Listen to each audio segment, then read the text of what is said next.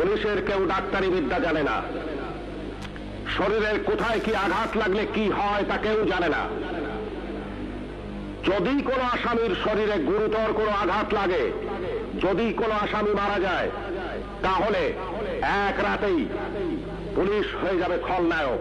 বড় বড় করে খবরের কাগজে লেখা হবে, হ্যাঁ, পুলিশি হেফাজতে আসামির মৃত্যু হয়েছে। বিভিন্ন সামাজিক সংগঠন চিৎকার করে উঠবে, পুলিশদের ঘৃণা করবে সাধারণ মানুষ, বিবেক সম্পন্ন বুদ্ধিজীবীরাও।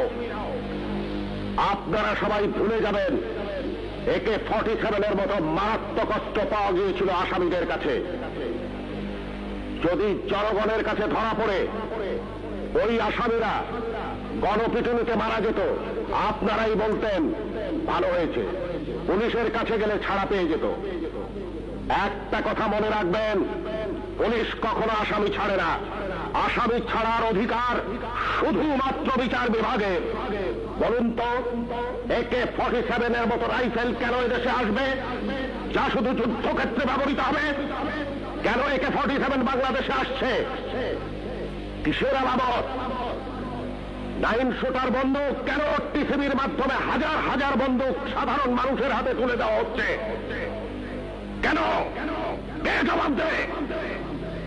এই 9 শুটার বন্দুক দিয়ে কি হচ্ছে? হচ্ছে চাঁদাবাজি, হচ্ছে খুন, হচ্ছে সন্ত্রাস। কে বন্ধ করবে এই সন্ত্রাস? কে জবাব দেবে? কে জবাব দেবে? কে জবাব দেবে?